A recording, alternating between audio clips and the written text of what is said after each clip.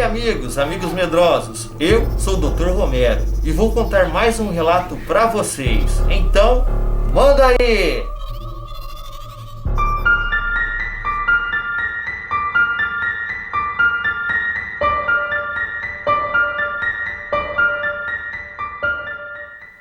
Bom amigos medrosos, o nome do relato é O Lobisomem do Cemitério e quem nos mandou o relato foi o João Dubal.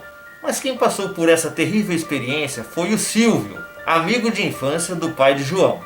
Isso aconteceu no inverno de 1996, em São Borja, Rio Grande do Sul, no bairro Cemitério, local Cemitério, em direção ao bairro Piraí. O João diz que Silvio tem um agravante. O sujeito usava alguns entorpecentes, inclusive alguns ilícitos, mas o João acredita que isso não vai tirar os créditos do relato dele, pois ele e o seu pai o conhecem há muito tempo e sabem muito bem que ele não mente. O Silvio, ele estava num bar que fica bem em frente ao cemitério municipal de São Borja. Na época, um bar frequentado por tauras, que quer dizer, são um tipo bem comum e humildes de trabalhadores rurais e urbanos. Digamos que seria um bar de borrachos, daquelas pessoas bem rústicas. Silvio, bem alcoolizado, saiu cambaleando de tanta cachaça. Nessa noite de quinta-feira, e ao atravessar a rua, se apoiou em um certo portão. O seu coração ele estava enlutado, devido à perda de sua amada Elaine. A Elaine era a madrinha de criação de João, uma pessoa adorável, morena linda, alta, cabelos lisos, uma personificação de Iemanjá. O Silvio ele sentou-se na grade, até que um vigilante do imóvel chamou-lhe a atenção. E o vigilante convidou o Silvio a se retirar da grade. Silvio levantou-se e foi caminhando encostado no muro do cemitério. Então, ao dobrar a esquina, à sua direita, esfregando os pés na grama que simulava a calçada úmida e escorregadia, eis que surge o lobisomem por cima do muro do cemitério. Isso mesmo, meus amigos. Ele jura que era um cão muito grande, que rosnava em duas patas e muito corcunda, encurvado e medindo exatamente 1,60 m no máximo. Ele era cinzento e com muito ódio no olhar e na sua expressão. Foi então que toda a bebedeira passou, devido à aceleração do ritmo cardíaco. Foi o famoso coração saindo da boca.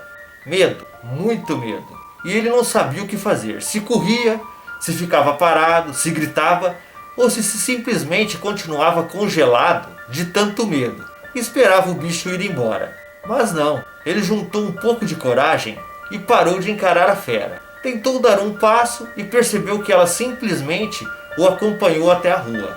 O lobisomem não o atacou, ele simplesmente foi caminhando lado a lado com o Silvio. Passado mais ou menos 30 minutos de caminhada, uma caminhada acelerada e embalada por rosnados e latidos de cães e de outros animais por dentro da vila, Silvio continuou, sendo acompanhado por esse lobisomem cinzento, até o bairro de Piraí, onde o Silvio morava, umas 3 casas depois da casa do João, bem numa esquina de madrugada, e ele escolheu um caminho escuro e sem movimento para chegar até lá, enquanto o lobisomem o acompanhava, como se estivesse protegendo ele.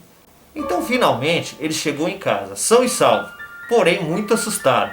A madrugada ela estava bem fria, por volta de 3 graus. Então Silvio se trancou e ligou para a polícia, enquanto viu o bicho bater com as costas nas portas e paredes. Ficou por ali mais ou menos uma meia hora e depois desapareceu. Silvio chegou e contou a história para todos. O Silvio foi primeiro na casa do João, contar o relato para o pai e a mãe dele. O João lembra bem daquela manhã e o João escutou essa história que nunca mais saiu de sua cabeça. Mas de uma coisa, meus amigos, o João ele tem absoluta certeza. Ele acredita fielmente nessa história, pois ele sabe que o Silvio não mente. Uma história arrepiante, mais uma história de lobisomem. E tem gente que, eu vivo falando, tem gente que não acredita que lobisomem existe. É impossível, gente. Toda hora tem um caso, toda hora tem um relato, aparece nos noticiários, aparece na televisão. E vou dizer mais uma coisa, o João ainda tem outros contatos com o lobisomem. E eu vou estar contando esses outros relatos em outra oportunidade. Muito obrigado, meu amigo João Dubal. Espero que mande mais os outros relatos. Gostaram do relato? Se gostaram, deem um joinha. Se inscrevam no canal RDR no YouTube, curtam a página no Facebook e se tiver um relato ou mais relatos, não se esqueçam de mandar.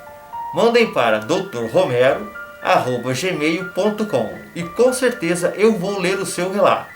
E meus amigos, até a próxima!